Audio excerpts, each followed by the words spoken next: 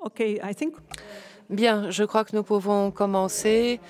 Nous sommes tout à fait désolés de commencer avec un retard. Je voudrais vous souhaiter la bienvenue à ce panel sur l'autonomisation des jeunes et la justice intergénérationnelle. Donc, il y a des personnes qui nous suivent ici, d'autres via le streaming.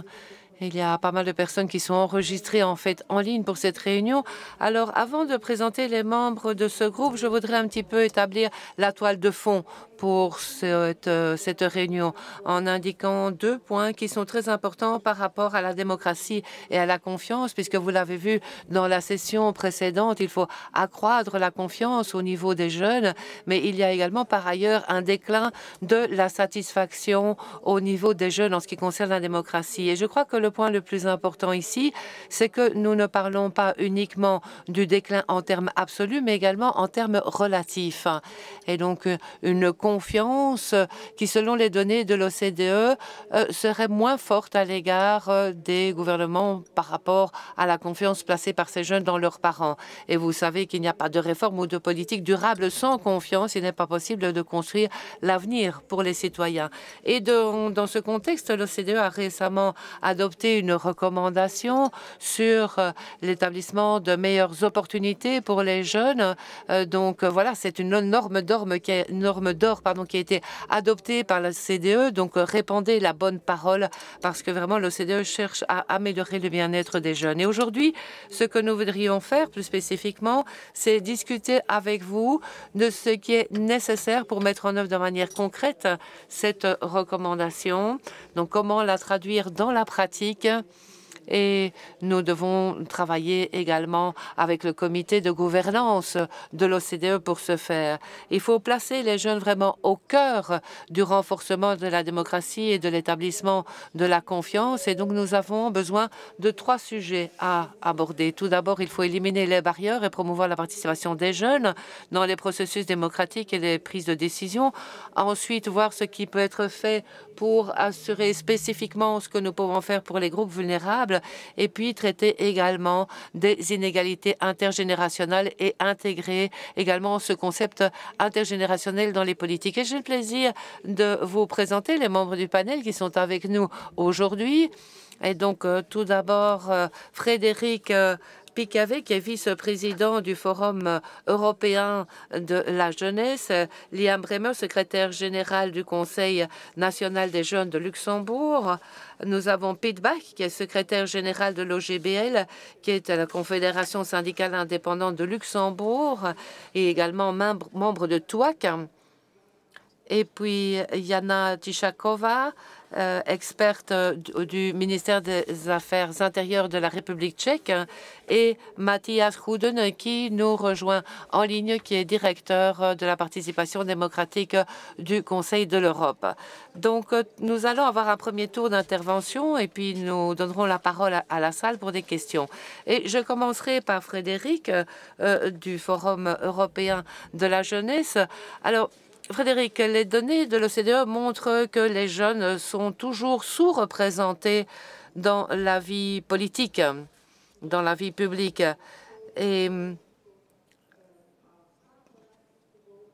Et en général, on voit que les personnes plus âgées votent plus que les jeunes.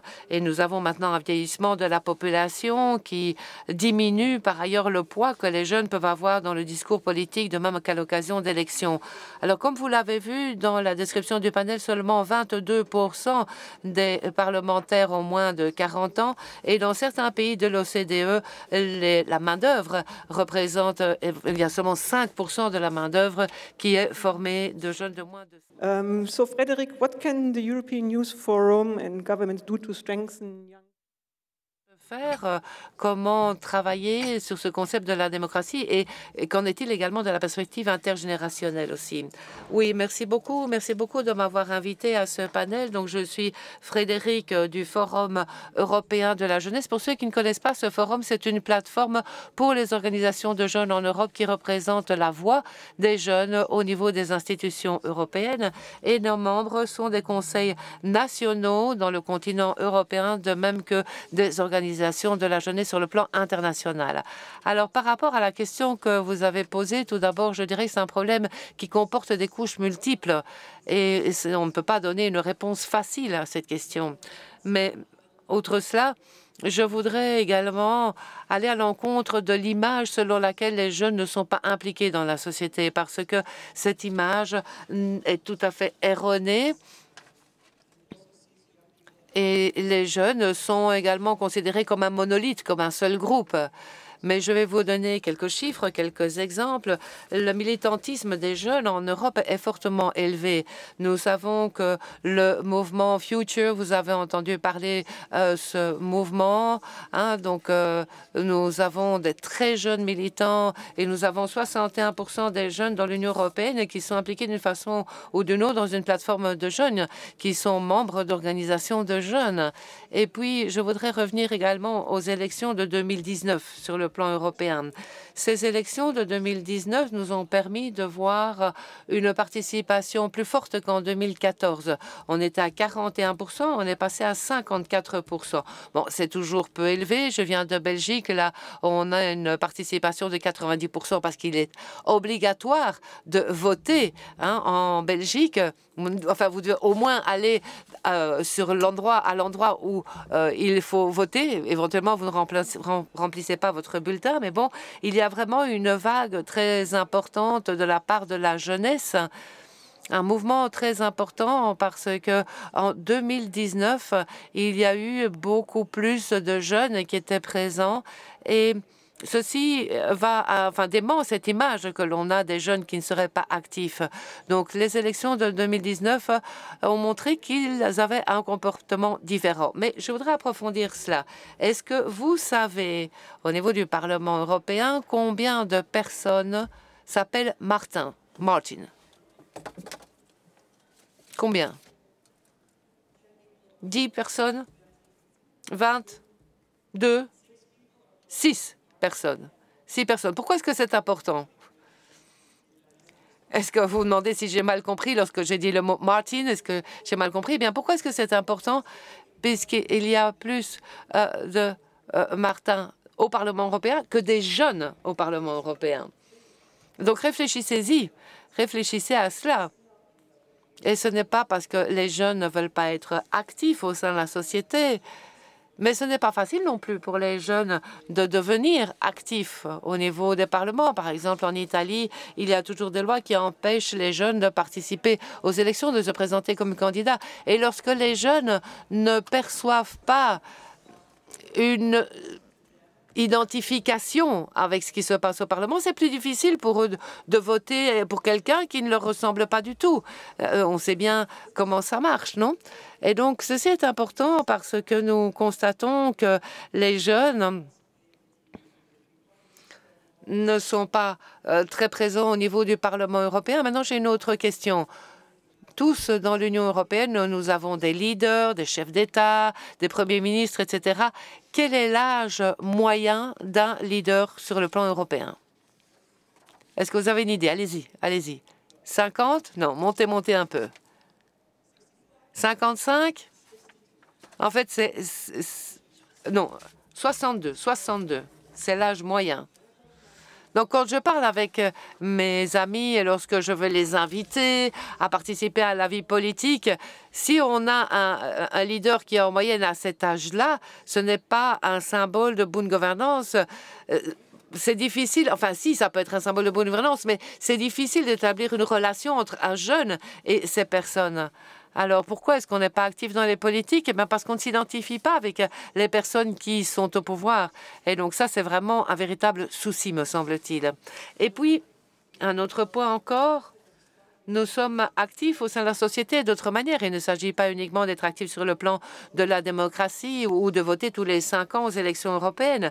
Nous sommes actifs d'autres manières, comme par exemple, il y a des marches sur le climat ou il y a des mouvements de jeunes, des clubs de jeunes, des politiques pour les jeunes également. Donc ça, il ne faut pas l'oublier non plus. Alors, j'avais promis d'être bref, et je le ferai, mais je voudrais encore mentionner un point. Je voudrais parlé de la façon dont il est possible d'avoir une justice intergénérationnelle au sein de la société. Il faut en effet assurer que le monde que nous laissons derrière nous sera bon pour les générations qui nous suivront, parce que c'est ce à quoi nous réfléchissons lorsque nous pensons, par exemple, à la crise climatique. Alors, une question à votre attention. Qui a été jeune parmi vous? Allez, qui a été jeune? Levez la main. Tout le monde, vous avez tous été jeunes. Lorsque vous étiez jeune, est-ce que vous étiez préoccupé par la politique pour les jeunes? Est-ce que vous étiez préoccupé par le climat? Est-ce que vous étiez préoccupé par la politique fiscale? Par l'environnement? Le climat, l'environnement, par les conditions du marché de l'emploi? Je crois que certaines de ces questions, vous allez répondre oui et à d'autres non. Et donc, c'est un petit peu le problème. On nous invite toujours à parler de questions qui concernent la jeunesse, mais en même temps, nous sommes fortement intéressés, par exemple, par les questions économiques, climatiques, etc. Donc, qu'est-ce qu'on propose à l'Union européenne? Et c'est sur la table pour l'instant de l'Union européenne pour l'instant, et c'est à la présidence de l'Union européenne d'en tenir compte.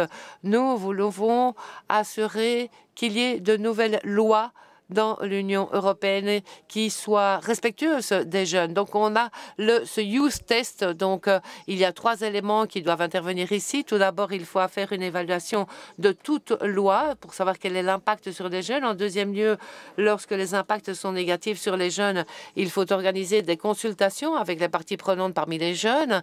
Et ensuite, si nous voyons qu'il y a un impact négatif, et que la consultation permet de voir qu'en fait, la loi pourrait être rédigée sans avoir ces impacts négatifs, il faudrait trouver alors des mesures de remédiation. Parce que cette année, je suppose que vous savez que 2022 est l'année européenne des jeunes. Et tout le monde m'a demandé à moi et à mon organisation qu'est-ce que ça devrait être le legs que laissent les jeunes à la suite de cette année européenne. Et ce sera en fait le legs que je voudrais laisser avec cette idée parce que je crois qu'il y a d'autres intervenants très intéressants qui vont me suivre. Merci beaucoup. Merci beaucoup, Frédéric. Vous avez mentionné la façon dont on peut ramener les jeunes vers la politique. Et dans l'OCDE, on l'a vu.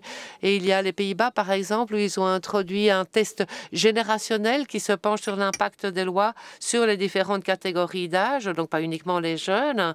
Et vous avez parlé du Youth Test. Donc, c'est en fait des outils politiques très prometteurs qui nous permettent d'avoir une réflexion plus large sur la façon dont la politique affecte les différentes catégories d'âge. Et je voudrais maintenant me tourner vers Liam, parce que Liam est en fait secrétaire général du Conseil des jeunes au Luxembourg. Et nous avons déjà entendu Frédéric nous dire qu'il est très important de travailler avec les jeunes sur la question de l'impact, et c'est souvent une question qu'on nous pose au niveau de l'OCDE. Qu'est-ce que la différence que cela fait que de travailler avec les jeunes? Et les données montrent que plus on fait participer les jeunes de manière systématique dans le processus d'élaboration politique, plus il y aura une satisfaction ressentie par rapport aux résultats politiques parmi les jeunes. Donc c'est vraiment un argument très important. Mais nos données montrent en même temps que les pays sont toujours confrontés à des défis très complexes pour atteindre ceux qui sont les plus vulnérables. Et donc, c'est la question que je voulais poser à Liam. Votre conseil de la jeunesse au Luxembourg, qu'est-ce que vous faites pour intégrer ces personnes de différents contextes et qu'attendez-vous du gouvernement pour aller vers ceux qui sont en général hors de portée? Oui, merci. C'est un plaisir pour moi d'intervenir ici dans ce panel. Tout d'abord, je voudrais donner un petit peu le contexte de ce Conseil national et ce que nous faisons au Luxembourg. Donc, nous sommes une organisation de tutelle pour toutes les organisations de jeunesse au Luxembourg. Il y en a actuellement 31. Il y a des partis politiques de jeunes. Il y a également les sections jeunesse des syndicats. Et ce sur quoi nous avons travaillé, c'est des activités de plaidoyer, mais nous avons également organisé des processus de participation. Nous les avons supervisés pour les jeunes, que ce soit au Luxembourg ou au niveau international. Et nous sommes également membres du Forum européen pour la jeunesse. Et il y a des chiffres qui ont été mentionnés. C'est effectivement une réalité. La confiance des jeunes à l'égard du gouvernement, des autorités, a diminué au cours de cette dernière décennie. Et ceci est particulièrement vrai pour les jeunes qui viennent de groupes défavorisés. Donc c'est très important d'aller vers ces groupes, vers ces jeunes et d'assurer qu'ils peuvent participer au processus, parce qu'aujourd'hui, ce que l'on voit, c'est qu'il y a des jeunes qui ont une formation universitaire, qui participent à ce type d'activité. Mais il faut changer un petit peu également, penser aux autres tranches de la société. Alors, pour parler un petit peu dans l'environnement dans lequel nous vivons actuellement au Luxembourg, le Luxembourg, comme vous l'avez entendu, on parle français, anglais, allemand, luxembourgeois. Et donc, c'est vraiment un pays très international. Nous avons également une partie de la population, donc 47%, qui n'est pas d'origine luxembourgeoise. Et donc, il y a les caractéristiques linguistiques qui sont également très diverses. Et puis, malgré le fait que nous ayons le plus haut revenu par habitant dans l'Union européenne, en même temps, nous sommes un pays fortement inégal. Et donc, lorsqu'il s'agit des approches que nous avons adopté pour aller vers ces groupes défavorisés, tout d'abord, il y a le travail institutionnel, ce qui veut dire que les autorités gouvernementales ou notre conseil, nous devons travailler avec les organisations de la jeunesse, les organisations, pour avoir leur opinion, qu'ils transmettent la voix de leurs membres pour pouvoir façonner les politiques. Mais je voudrais parler d'un des articles que nous avons publié en fait l'année passée. Un des problèmes que nous avons constaté, c'est que les organisations de jeunes sont dominées par certains groupes. Nous avons 75% des associations qui ont déclaré qu'elles avaient été créées par des personnes de nationalité luxembourgeoise. La plupart ont été créées dans les années 70 ou 80, lorsque la population luxembourgeoise était encore de façon majoritaire des gens qui avaient un passeport luxembourgeois et où la langue dominante était le luxembourgeois ou le français. Et puis, 79% de ces organisations auxquelles nous avons posé la question nous ont indiqué qu'elles utilisent le luxembourgeois en tant que langue de communication. Ce qui montre très clairement qu'il y a en fait une disproportion entre la réalité démographique d'une part et puis les réalités au sein de telles organisations. Et donc ce que nous avons fait, c'est en outre l'aspect institutionnel, on a travaillé de manière directe pour contacter les jeunes de groupes défavorisés, entre autres. Et ce n'est pas facile, même pour notre conseil. Nous avons le même problème que les politiciens, en fait. Et nous avons constaté qu'il était très important, en fait, d'aller vers les infrastructures, les plateformes existantes, comme les écoles ou les centres pour les jeunes. Et ceci se fait dans le cadre de la conférence de la jeunesse. Nous avons organisé des groupes spécifiques pour établir des liens, pour communiquer avec de tels groupes. Et l'un des problèmes que nous observons, c'est l'accessibilité. Donc pour nous, pouvoir aller dans les écoles, ça dépend très souvent de la bonne volonté des directeurs, directrices des écoles. Et très souvent, ce sont les écoles secondaires classiques qu'on a à Luxembourg, donc où l'enseignement est de type classique. Donc là, on peut y aller, mais pour les autres écoles, c'est plus difficile. Et pour les centres de jeunes, il y a aussi parfois un problème. Et puis, il n'y a pas non plus un même niveau de développement de ces centres de jeunes dans Luxembourg.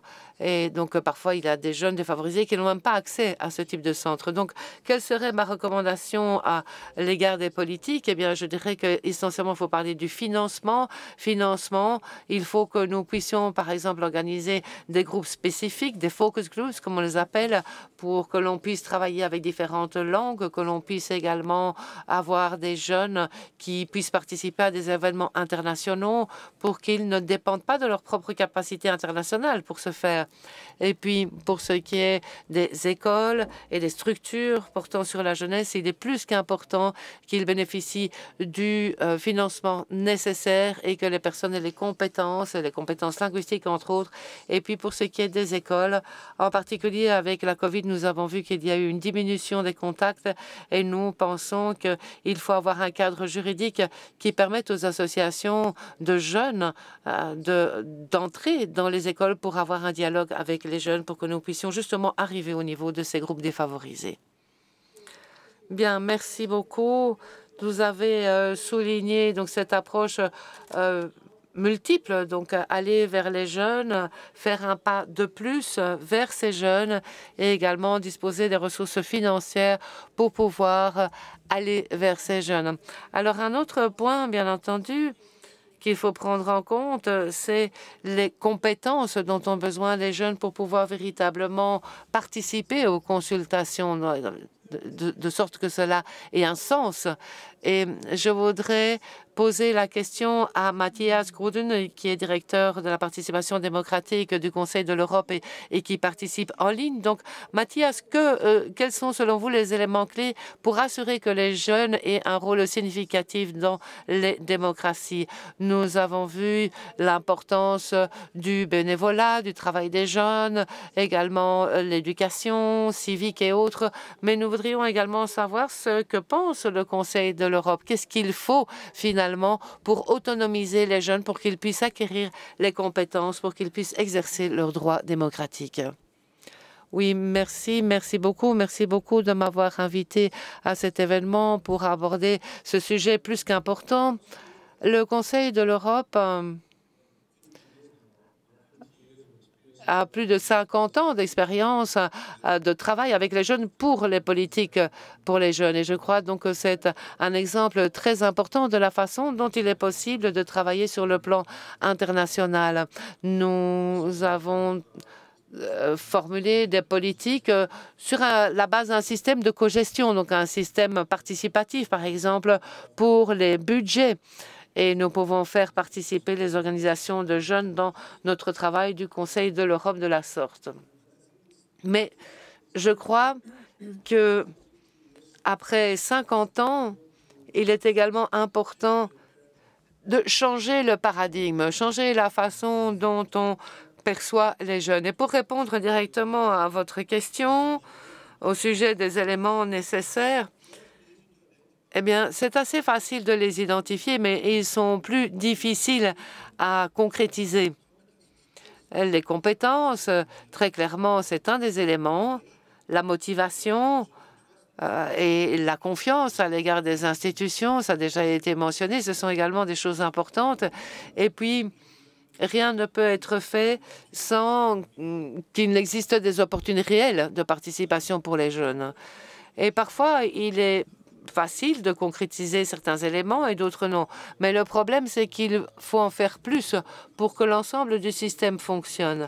Parce que la motivation, c'est bien, mais une motivation sans opportunité, ça conduit à la frustration. C'est ce qu'on constate très souvent. Et puis, par ailleurs, des opportunités sans confiance, ça ne va pas non plus fonctionner. Et lorsque nous parlons de la façon dont on peut apporter un changement qualitatif par rapport à cette situation, lorsqu'il s'agit de changer le paradigme, eh bien, je crois que le Conseil de l'Europe, en fait, je pourrais décrire la philosophie sous-jacente à notre travail. Et je voudrais utiliser une phrase qui, me semble-t-il, va vous permettre de comprendre directement la façon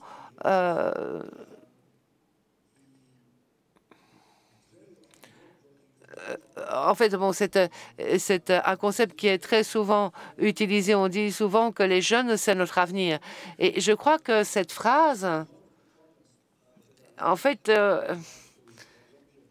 ça représente pas mal des problèmes par rapport à ce que l'on ne fait pas suffisamment ou pas assez. Mais cela concerne également l'avenir. Et si on jette un œil critique de manière presque psychoanalytique, lorsqu'on dit « les enfants, c'est notre avenir », on projette tout le débat sur l'avenir finalement. Mais on ne parle pas uniquement de l'avenir. Avant tout, on parle d'aujourd'hui, de la réalité d'aujourd'hui pour les jeunes, des problèmes qu'ils expérimentent, les changements sociaux, les changements politiques et tous les autres défis également que nous connaissons toutes et tous. Et quelque part, les jeunes sont plus exposés, plus affectés encore par ces défis de manière disproportionnée. Donc, on ne parle pas uniquement de l'avenir, on parle également d'aujourd'hui. Ça, je crois que c'est un élément important. Et puis, lorsque l'on dit « ils sont notre avenir », finalement, on parle de nous. Et lorsque je dis « nous », je parle de ceux qui ne sont plus des jeunes. Donc, ceux qui occupent le siège du commandant, du capitaine dans les processus institutionnels ou autres. Et voilà, je crois qu'on est tous d'accord par rapport à cela. Et alors, est-ce qu'on parle de nous ou est-ce qu'on parle des jeunes, finalement? Et je crois que, tout d'abord, il faut rejeter cette compréhension égocentrique pour dire qu'on parle de nous et pas d'eux. Il s'agit de parler des jeunes, il s'agit de reconnaître leurs intérêts, leurs attentes, leurs droits. Mais je crois qu'il est également très important pour changer ce paradigme de reconnaître que finalement on parle de tout le monde et que l'on doit commencer à voir quel est le besoin de renforcer de manière considérable les opportunités réelles pour les jeunes à participer dans la vie démocratique, pas seulement parce que c'est quelque chose qui concerne les jeunes et pas seulement parce que c'est un impératif éthique, parce que c'est effectivement un impératif éthique. C'est un impératif démocratique également, parce qu'on ne peut pas avoir de démocratie s'il n'y a pas un segment important de la population qui est laissé en marge. Et je crois qu'il faut également reconnaître que, tout simplement, les sociétés ne pourront pas apporter une réponse efficace à différents défis auxquels nous sommes confrontés aujourd'hui, qu'ils soient technologiques ou environnementaux ou sociaux, ou encore politique, etc., on ne sera pas capable d'apporter une réponse efficace, des solutions efficaces si nous n'incluons pas, si nous ne faisons pas participer, si nous n'assurons pas qu'il y ait des bénéfices et qu'il n'y ait pas de compréhension, de créativité, d'innovation, etc., que les jeunes puissent apporter, pas seulement à la table des débats, mais également au niveau du processus de prise de décision. Donc, je crois que nous pouvons vraiment avoir une approche en ce sens, une approche très utilitaire, et je crois qu'il faudrait que l'on soit apte à mesurer d'une part les avantages, les bénéfices qui sont apportés à la société dans ces différents domaines. Donc, lorsqu'il y a une participation réelle des jeunes, une participation authentique au processus de prise de décision, et voir également quels sont les coûts. Et je crois que l'OCDE serait l'endroit idéal pour trouver des éléments empiriques avec lesquels nous puissions tous nous identifier comme étant des éléments corrects et réels. Et je voudrais conclure avec un point encore. Ce dont nous avons besoin également, ce que nous devons également prendre en compte, j'ai dit auparavant que nos sociétés sont confrontées à des problèmes, mais que les jeunes seraient affectés de manière disproportionnée. Eh bien, le Conseil de l'Europe, très récemment, a adopté une recommandation au niveau du Conseil des ministres du Conseil de l'Europe, une recommandation sur la protection des sociétés civiles de jeunes et le soutien des jeunes de leur participation au processus démocratique. Donc, c'était en mars 2022. Et il y a beaucoup d'éléments qui sont tout à fait pertinents pour notre débat de ce jour. Et je voulais en mentionner un en particulier. Nous sommes dans un monde en et les nationalismes et l'espace pour la société civile retrécit. Et il ne faut pas oublier que beaucoup d'organisations de jeunes, où une grande partie de la participation des jeunes se réalise au niveau de cet espace-là. Et l'impact et la menace qui pèse parfois sur les processus démocratiques qui affectent les jeunes, eh bien, très souvent, c'est quelque chose qui a une dimension disproportionnée. Voilà, je m'en tiendrai là, mais s'il y a des questions par la suite, bien entendu, je suis à votre disposition. Merci.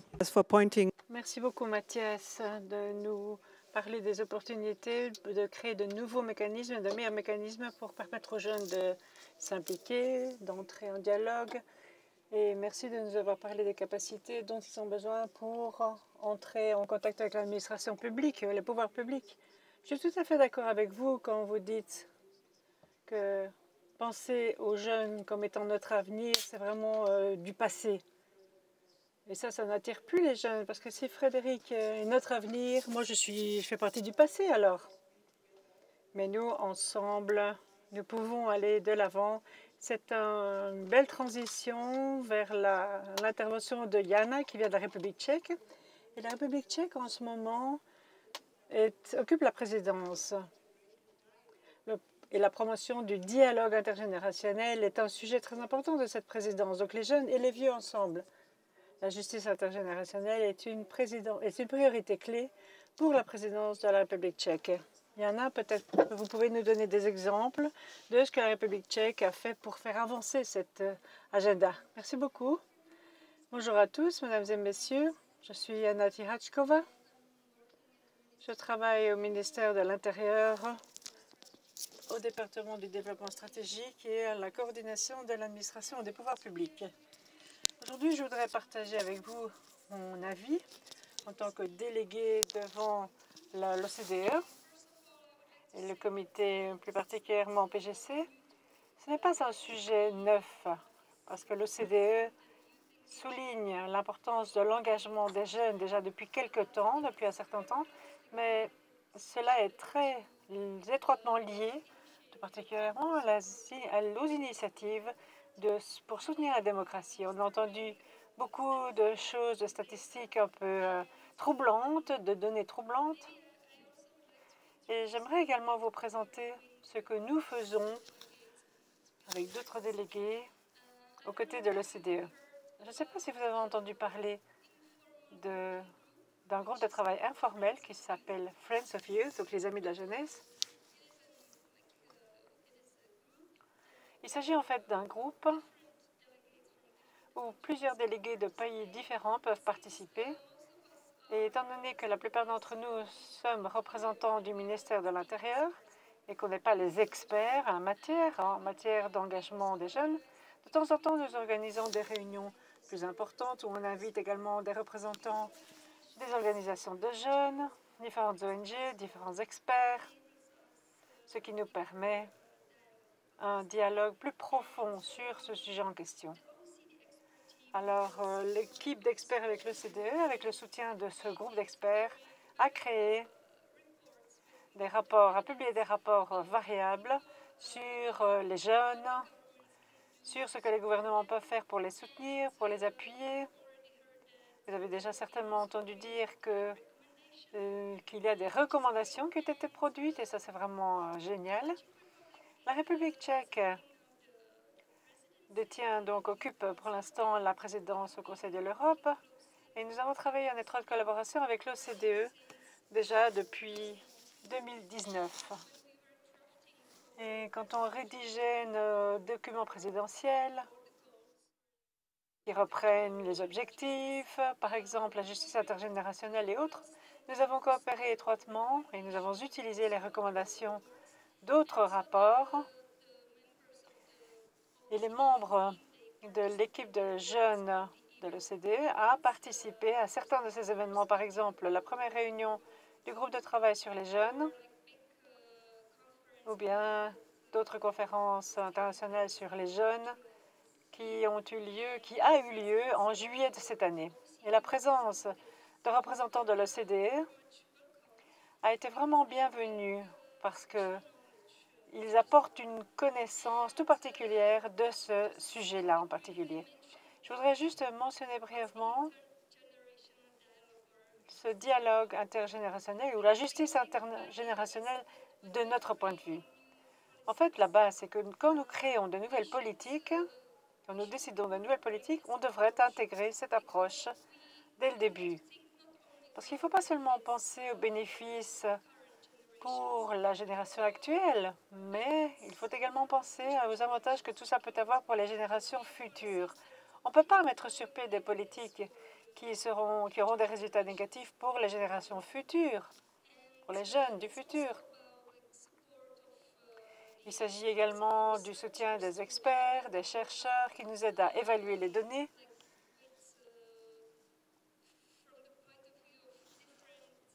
Et du point de vue de, si l'on tient compte de différents groupes d'âge, par exemple, notre objectif est de soutenir un dialogue mutuel entre différents groupes d'âge pour pouvoir mieux comprendre leurs besoins et pour leur permettre également d'avoir un dialogue entre eux, pour que, par exemple, chacun puisse avoir davantage d'empathie pour les autres. Je voudrais également ajouter que notre travail n'est pas terminé. La présidence tchèque se termine en décembre. Et à l'OCDE, on est en train de préparer quelque chose, des projets qui offrent davantage d'orientation plus pratique sur la façon dont on peut mettre en œuvre les recommandations.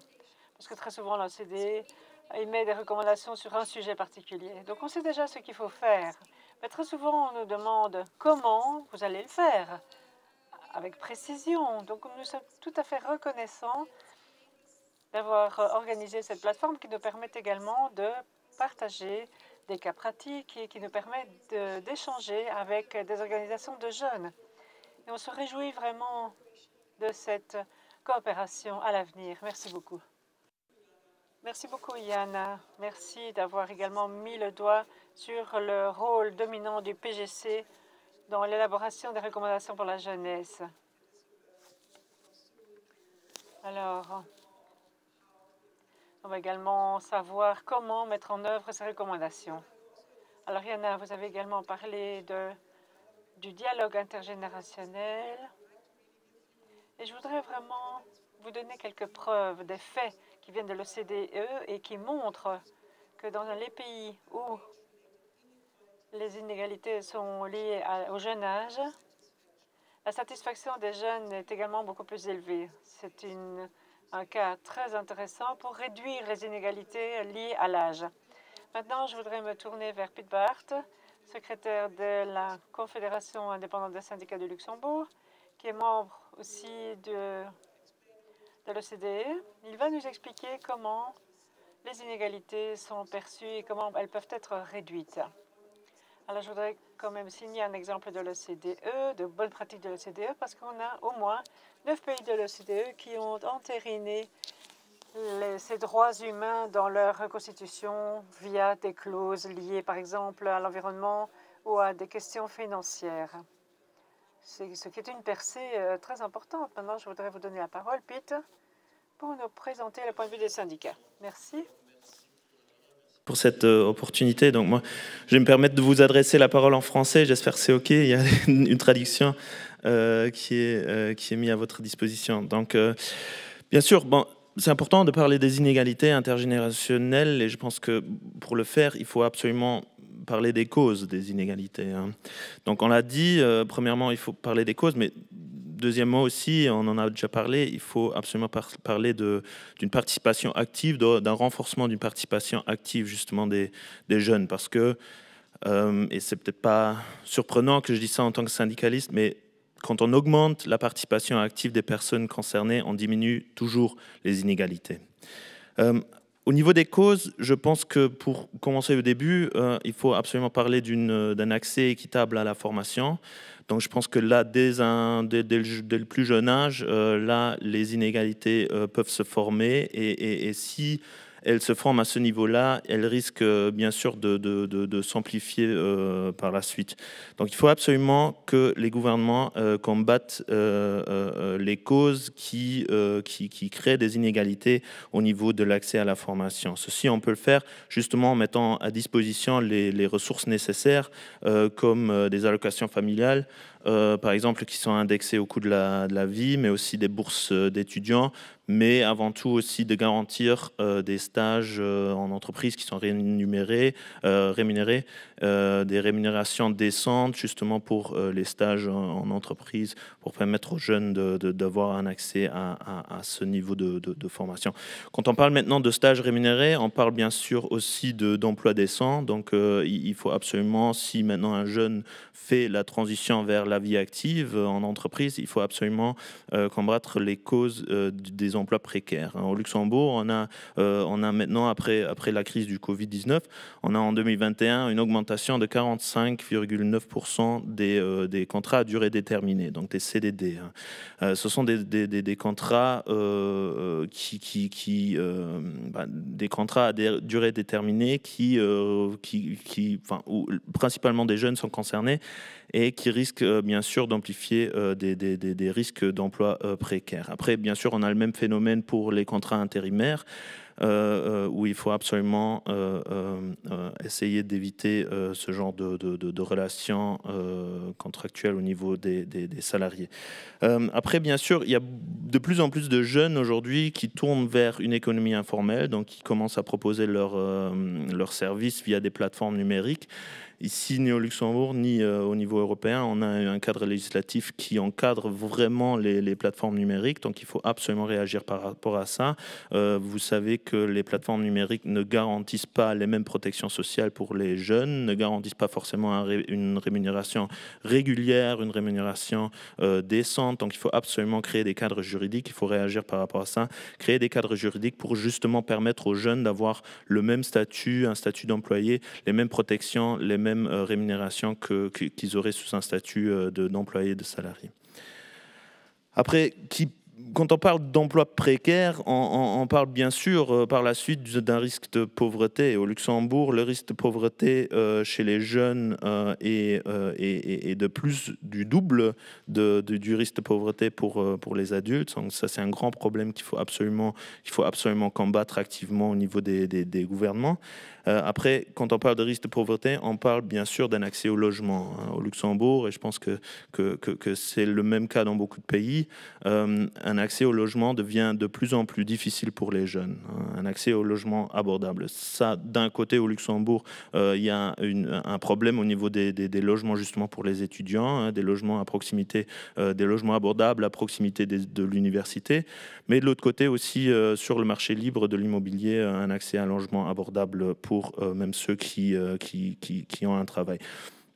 Donc, il faut se dire que l'accès au logement est quand même une étape cruciale vers une plus grande indépendance des jeunes et notamment un grand risque aussi de tomber dans une précarité et donc de creuser davantage les inégalités intergénérationnelles. Après, on sort, j'ai envie de dire on sort, mais on a une crise du Covid-19 qui est encore très présente, qui a amplifié, qui a augmenté un autre risque ou une autre cause d'inégalité justement pour les jeunes, c'est notamment au niveau du bien-être. Donc les jeunes, il y a beaucoup d'études qui montrent que les jeunes ils sont plus concernés par des troubles mentaux. Au niveau de la dépression, il y a le Quality of Work, une étude de l'Université de Luxembourg qui a démontré quand même que la catégorie des 16 à 24 ans est le plus concernée par des risques de dépression. Risque de dépression, ça signifie aussi pensée suicidaire. Donc il faut absolument investir dans une prévention de troubles mentaux, dans une prévention des risques psychosociaux auprès des jeunes. Donc, je l'ai dit au début, quand on parle justement de combattre les causes des inégalités, il faut absolument aussi intégrer les jeunes dans le processus. Il faut absolument renforcer une participation active des jeunes dans le processus. Moi, je vous parle en tant que syndicaliste, donc des organisations où des jeunes rentrent tout de suite dans un processus collectif où ils peuvent justement participer à des procédures démocratiques pour justement combattre ces inégalités à ces niveaux-là. Donc j'aimerais bien terminer avec peut-être une réflexion. On demande souvent aux jeunes leur avis que s'il s'agit de parler justement de leur participation dans d'autres sujets, mais quand on parle des sujets, on les invite très rarement. Merci. No, absolument. And thanks so much also for reminding us that young people. Merci beaucoup de nous rappeler que tout cela, les jeunes, sont affectés par différents secteurs de la société, le logement, la protection sociale, les causes essentielles des inégalités. Il faudrait maintenant adopter une vision unie et commune, une stratégie commune pour les jeunes qui relie les différents secteurs ensemble. Mais maintenant, il faut voir quels sont les mécanismes de gouvernance disponibles pour coordonner tous ces différents aspects. L'OCDE s'en occupe également et essaye de voir comment relier les différentes administrations. Alors, désolé, on est un petit peu en retard et si vous êtes tous d'accord, je voudrais maintenant vous donner la parole à vous, cher public, vous donner l'occasion de parler et bénéficier ainsi de l'opinion, par exemple, de Mario Nava qui est parmi nous. Et je vais vous donner d'abord la parole pour vous expliquer les projets de réforme qui sont en cours pour faire participer les jeunes et pour soutenir le dialogue intergénérationnel. Merci beaucoup. Merci beaucoup à Frédéric parce que j'ai découvert que vous étiez vraiment un des plus jeunes leaders en Europe. C'est vraiment la bonne nouvelle du jour. Alors deuxièmement, j'aime beaucoup ce que vous avez dit à la fin. Vous avez dit que si vous voulez vous adresser aux jeunes et vous occuper des jeunes, il ne faut pas seulement s'occuper de 2 ou 3 politiques. Il y a vraiment une large gamme de politiques qui touchent les jeunes. Cette année, ça fait 35 ans que le programme Erasmus existe. Et ça, j'en suis fière. Et moi, je suis fière d'avoir pu participer au premier Erasmus. C'était le 1er septembre 1997. Et si on regarde ce qui se passait à l'époque et comment ça se passe maintenant, c'est incroyable la différence. Il n'y avait pas de place, on devait prendre le train, il n'y avait pas d'avion, il n'y avait pas d'euros. Il fallait changer les monnaies. Et pour pouvoir changer de l'argent, il fallait faire une déclaration à la Banque centrale et expliquer pourquoi il fallait de l'argent pour aller en France, par exemple, même si c'était évident. On ne pouvait pas téléphoner non plus parce que 15 minutes, ça coûtait, je ne sais pas, une journée de salaire. Et alors, voilà, 15 minutes, ça coûtait à l'époque une journée de salaire. Donc, il y a des choses que l'Europe a éliminées. La concurrence est entrée dans le monde de la téléphonie et l'Europe est devenue accessible. Ceci dit, tout cela n'est pas suffisant. Même si je suis un peu plus âgée que vous, tout ce que vous dites me parle. Et qu'est-ce qu'on peut faire d'autre que tout ce qui a déjà été fait jusqu'à présent? Si vous regardez ce qui a été fait ces 2 dernières années, par exemple, l'année dernière, c'était l'année de l'enfance, garantie pour les enfants. Et maintenant, c'est l'année de la jeunesse. Il s'agit d'une série d'initiatives très bien argumentées qui ont toutes à voir avec l'organisation du travail, avec l'OCDE et d'autres organisations, la DG Réforme par exemple. On va travailler avec les États membres pour satisfaire les différents besoins. Par exemple, dans un pays, il faudra s'assurer que l'éducation est suffisamment inclusive. Dans un autre État membre, il faudra s'assurer que les migrants, comme quelqu'un vient de le dire, ici au Luxembourg, la moitié de la population n'est pas d'origine luxembourgeoise. Mais quoi qu'il en soit, tout le monde est bien intégré, ça fonctionne très bien dans le tissu social-économique et tout le reste. Donc je crois qu'on doit continuer à avoir tout cela, les jeunes, dans notre ligne de mire maintenant et dans l'avenir. Mais on ne doit pas se bercer d'illusions. Il n'y a pas un remède magique, il y a une panoplie, une gamme de différentes choses qui doivent être réalisées. Merci. Merci beaucoup pour votre contribution. Je regarde Gillian. On peut encore accepter 1 ou 2 questions du public, non? Alors, avez-vous des questions, des commentaires? Avez-vous une question pour les membres du panel? Yeah. I'm coming. Maybe you can also. Alors, peut-être que vous pouvez vous présenter avant de poser une question. Bonjour. suis John Parkinson, représentant du BIAX, donc du côté des employés. Je voudrais revenir sur le commentaire d'ouverture que vous avez fait par rapport à l'âge des leaders et quand vous avez dit que les jeunes ne se reconnaissent pas dans ces leaders.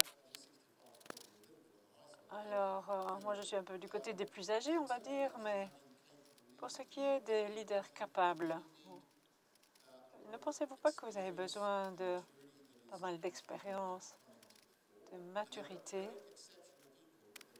Je connais des gens exceptionnels comme Macron, par exemple.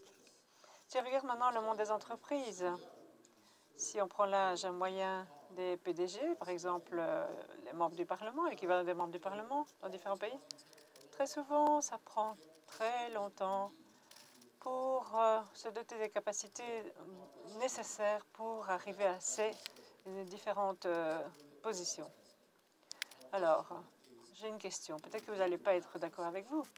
Est-ce que vous serez d'accord avec ce que je viens de dire? Et si vous êtes d'accord, n'y aurait-il pas une façon plus efficace de faire entendre la voix des jeunes de façon réaliste dans des domaines politiques beaucoup plus fondamentaux, plutôt que de se concentrer sur des jeunes exceptionnels pour y arriver très vite? Great. There was another question. Très bien. Il y avait une autre question.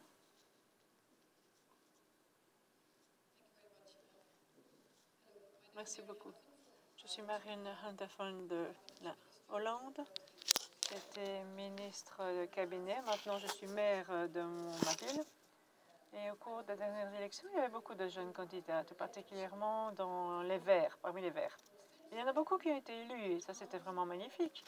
Et depuis lors, à cause du marché du travail, parce qu'ils ont dû déménager, ou à cause de l'éducation, ils ont abandonné leur poste au conseil. Donc ma question est la suivante. Pourquoi est-ce que nous, en tant que maire ou ministre, etc., que devons-nous faire pour soutenir ceux qui se présentent courageusement aux élections et pour ceux qui sont élus? Que pouvons-nous faire pour les maintenir à ces postes? Je crois qu'il y avait encore une question. Merci beaucoup. Je suis Anne Godert, ambassadrice des droits humains au Luxembourg. Merci beaucoup pour ce panel très intéressant. J'ai plutôt un exemple de ce que nous faisons, c'est pas vraiment une question. Et je suis très fière de ce que nous faisons ici au Luxembourg, qui fonctionne très bien. Nous avons à l'Assemblée générale des Nations unies, nous avons des délégués jeunes qui participent à New York à ces débats. Ils rédigent leurs propres déclarations, ils les présentent, ils écrivent des tweets également sur leur point de vue. Et je pense que c'est très une source d'inspiration pour d'autres jeunes et pour nous aussi qui sommes moins jeunes. Donc, je pense que c'est très important de donner une voix et un espace aux jeunes. Et c'est ce qu'on essaie de faire ici. Je pense que cela illustre très bien ce que l'on disait. Merci beaucoup pour cet exemple. Maintenant, je pense que ces questions sont surtout adressées à toi, à vous, Frédéric, et à vous, Liam. La question du BIAC et de Marie. Merci beaucoup. Tout d'abord, sur la question des entreprises et des leaders expérimentés, je dirais que j'ai une réponse en plusieurs parties. La première réponse que je vous donnerai, c'est que un jeune est expérimenté dans sa jeunesse. Donc peut-être que lui ou elle n'ont pas d'expérience d'être leader, d'être politicien, etc. Mais c'est une question de perspective. Et si, dans le monde moderne, il y avait déjà beaucoup de jeunes Européens leaders, et si on se disait, bon, finalement, ça ne fonctionne pas, je dirais, oui, c'est vrai. Pensons-y, faisons des recherches. Mais je ne sais pas si l'OCDE a récolté des données sur le niveau de confiance de ces jeunes leaders. Je vois que le Premier ministre de Finlande, par exemple, a très bien mis le doigt sur les sentiments de notre génération. Quand on voit ce qui se passe dans le monde, l'Ukraine qui se bat contre la Russie, on est jeune, elle est jeune, c'est une femme, elle n'a pas beaucoup d'expérience, mais je pense que ça, c'est une croyance du passé. Voyons ce qui se passe à l'avenir. Peut-être qu'il y aura davantage de leaders, mais si je ne m'abuse, je pense qu'il y a eu un grand leader il y a 2000 ans. Il a conquis pas mal de parties de l'Est à partir de la Turquie. Turquie, à l'époque, ça ne s'appelait pas comme ça, c'était Alexandre le Grand. Je ne sais pas si beaucoup d'entre nous pourraient dire que c'était un mauvais leader. Et pourtant, il était jeune. Alors, les entreprises et la politique, si on compare les deux, c'est un peu piégeux, je dirais. Et oui, désolé, je clôture. Alors, comparer les entreprises à la politique, c'est piégeux parce que les entreprises, quand on parle des entreprises, on parle d'expérience. Il y a beaucoup d'expérience dans les entreprises. Il y a beaucoup de politiciens qui n'ont pas fait de politique avant d'entrer en politique, certains d'entre eux. Certains sont politiques de carrière. Mais là, il faut aussi faire entendre la voix de la population.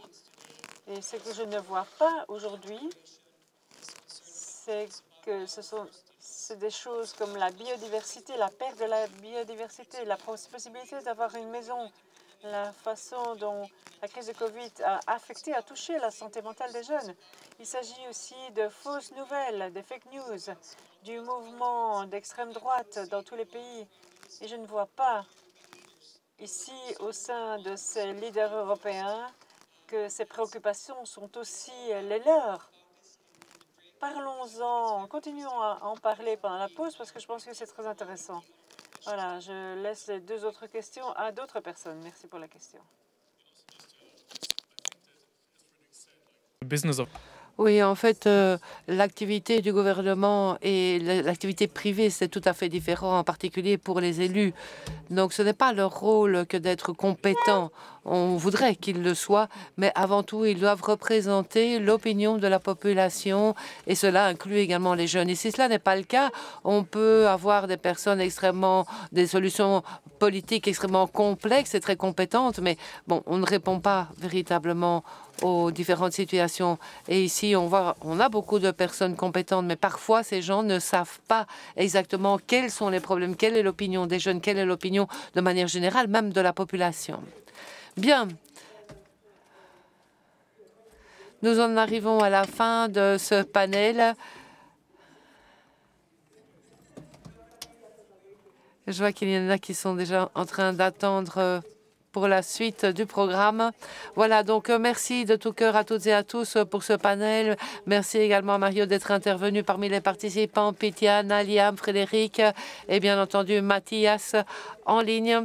Je crois que ceci a montré qu'il y a beaucoup plus d'espace encore possible pour le débat dans le cadre des forums mondiaux à l'avenir. Et je voudrais maintenant donner la parole à Gillian pour qu'elle puisse faire les annonces concernant les panels qui vont faire suite à celui-ci. Oui, merci Myriam, beaucoup. Merci beaucoup à tous les participants. Je crois que je peux dire que souvent les meilleurs ministres pour lesquels j'ai travaillé étaient des jeunes. Alors je ne sais pas ce qu'il en est des panels qui vont suivre. Ce n'était pas très clair.